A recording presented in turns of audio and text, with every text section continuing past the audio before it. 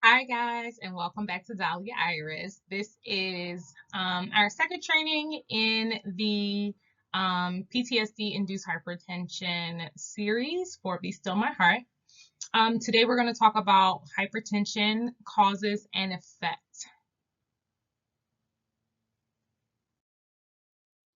So this is a brief overview for those who do not know who we are. Dahlia Iris Herbal Shop is a veteran minority-owned business specializing in trauma-focused herbalism.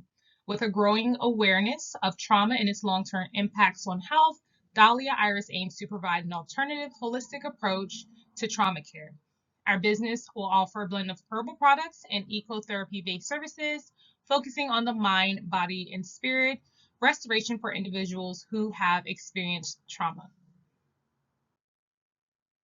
Our objectives for today is that participants will understand the causes and effects of hypertension. Brief overview of our services. We offer herbal salves, tinctures, balms, teas. We do consultations, and we also offer ecotherapeutic coaching. You see my dog in the back. Well, there she is. That's Star. So the definition of hypertension. Hypertension is high blood pressure. This is a condition in which the force of the blood against the artery walls is high. There are two different numbers that you need to remember when we're talking about blood pressure in general. So that is the systolic, which is the first number you see when you get your blood pressure reading, and the diastolic, which is the second number you see. So for example, if you get your blood pressure taken and they say it is 117/74, that first number is your systolic blood pressure, and that's the maximum pressure of blood against artery walls when the heart contracts or pumps the blood, right? So when your heart beats and pushes that blood out, that is what that first number is. So that is the force of pressure of the blood leaving the heart. The second number is the diastolic pressure, and that is the minimum pressure against the blood, pressure of blood against the artery walls when the heart relaxes or fills with blood in between heartbeats. So when you push the blood out, that blood has to return. And so when it comes back to the heart, that's that second number in your blood pressure reading. So now that we kind of understand what blood pressure is and the meaning of the readings, let's dive into a little bit of statistics. Like, why is this an important topic? Okay, so 1 in 3 adults in the United States has high blood pressure. Okay, that's an estimate because many of the symptoms often go undetected, and thus those people are not aware that they are living constantly with this disease. So some normal blood ranges by age are listed here. Now, I'm not going to go through all of these. This is just for your edification to kind of see where the ranges lie. Okay, we say a range because there's so many factors that can impact blood pressure, and that includes things such as age, race, whether you're male or female. So those things will impact what your blood pressure norm is going to be. But for purposes of having a standardized understanding, these are some of the ranges. So as you see on the top, systolic is going to be that first number you see on this side of the slash mark. And then your diastolic is going to be here. As you see, these are ranges, and some of these ranges might seem pretty far apart, but like I said, there are other factors that can play into this. All right. So most of you will probably fall somewhere between 19 and older. Okay. And so these are healthy blood ranges, blood pressure ranges that you should consider. Okay, so what are the causes of hypertension? So the primary cause, sorry guys, Star is fussing with people. The primary cause of hypertension is typically unidentified. So when you come in and you have a blood pressure reading at the doctor and it's high, they normally will not do much about it, and they would send you home If they see a repeat of it, then more than likely they'd ask you to monitor it. So you still wouldn't have any sort of remedies offered to you, normally in the form of pharmaceuticals, to address the high blood pressure. Okay. And depending on how often you go to the doctors, it could drag this on for years, right? The secondary cause of hypertension is usually some sort of underlying condition. And some of those conditions are kidney problems, adrenal gland tumors, thyroid problems, certain defects in the blood vessels that you were born with. So those are congenital defects. Certain medications, so people taking birth control pills that alter your hormones, different remedies for cough and cold, decongestants, over-the-counter medication, and even prescription medication can cause hypertension. And one of the big ones that I wanted to highlight, because it is the main reason we are here, is stress and trauma. Okay? People who are under a lot of stress, your nervous system is activated. It constricts the blood vessels, making it harder for... Sorry, guys. I'm going to kick her out in a second. Making it harder for the blood to enter and exit to the heart and cause hypertension. That happens chronically, means you're under stress a lot, you've endured a lot of trauma, and this repetitive pressure on the heart will lead to hypertension. And like I said, we'll dive more into the science behind that in the later video.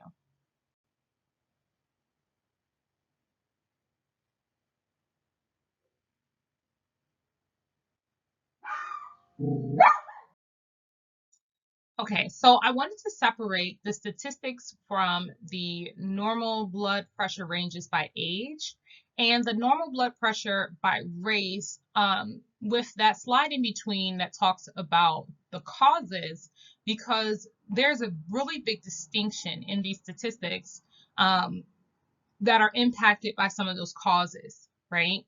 So when we're talking about race, non-Hispanic Blacks have a significantly higher rate of high blood pressure than non-Hispanic whites. Now, these race categories are from the Bureau of Statistics. So if you are familiar with how they classify human race and you fall into one of these categories, please take note. Hispanic and non-Hispanic Asians generally have lower rates than both white and blacks of blood pressure. And then more than half of Black adults have hypertension. Historical systemic factors are believed to play a major role in these disproportionately higher rates. And in another video, I'm definitely going to dive into this, because it is very, very important for us to understand that how trauma, when we're talking about historical and systemic factors, play a part into these disproportionate rates as well, right? So when we're talking about hypertension, it's not just, oh, you know, a lot of communities live in Black communities live in food deserts, you know, just historical access to nutritious food, physical activity, all of those things play a part, and also the amount of stress and trauma in those communities in and of themselves. Okay, so we'll dive into that in another video, but I wanted you to understand that those can also lead to that list on the other side when we're talking about causes. So all of those historical and systemic factors lead into those other conditions, but can be exacerbated by other environmental factors. Okay.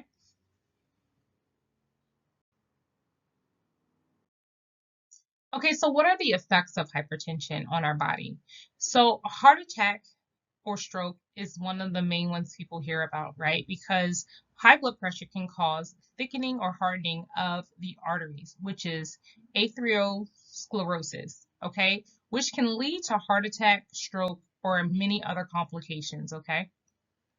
Aneurysm is when the increased blood pressure causes your blood vessels to weaken or bulge, forming an aneurysm, right? So that blood pocket in your vessels stores and it can rupture. And that is a life-threatening emergency where you need to seek emergency medical care. Another thing is heart failure. You're causing your heart to work overtime to get that blood to all of the organs in your body. Okay. And when this happens over time, you're making it work really, really, really hard. It'll cause the heart's pumping chamber to thicken. Okay. Kind of like a callus almost when you think about it, right? And that is called left ventricular hypertrophy. Okay. So eventually, that thickening muscle may lead to a hard time pumping enough blood to meet your body's needs. And then your heart can just give up. It's like, I've tried. I've tried my best, and it just gives up on you. Okay. So we don't want that. And we want to learn, if we follow through with these lessons and more we dive into this topic, and we're going to learn how we can do all that we can to prevent that.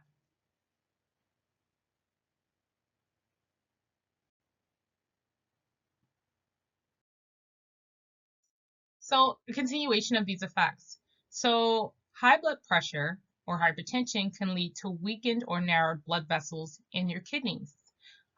This can prevent these organs from functioning normally.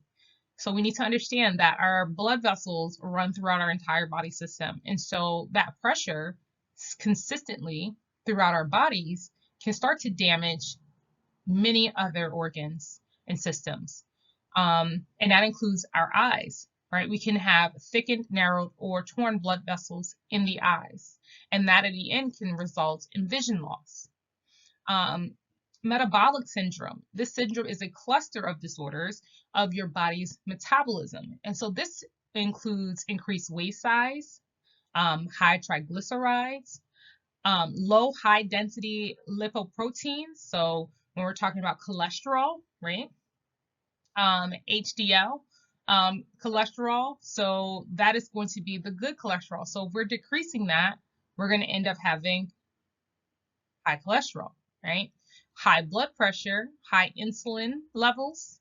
And these conditions can make you more susceptible to developing high diabetes, heart disease, and stroke. So when we go back to that other slide, we're starting to see the connection, because when we talk about diabetes and which population suffers, once again, from higher rates of these types of disorders, we're going to start to see a trend here on one, the impact of these different systems on how health disparities impact a specific group of people, not just African Americans, but other groups of people as well.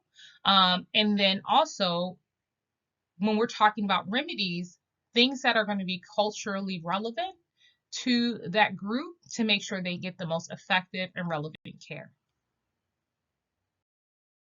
All right, guys, so that concludes our brief overview of hypertension causes and effects.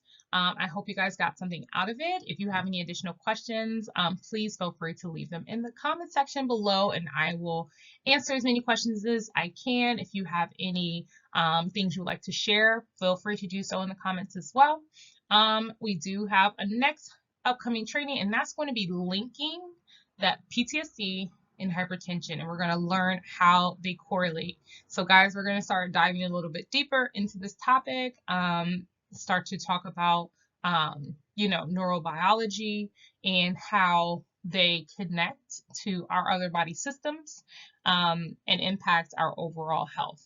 So I look forward to seeing you guys in that training, and like I said, don't forget to comment, like, and subscribe, and I'll see you in the next video. Bye.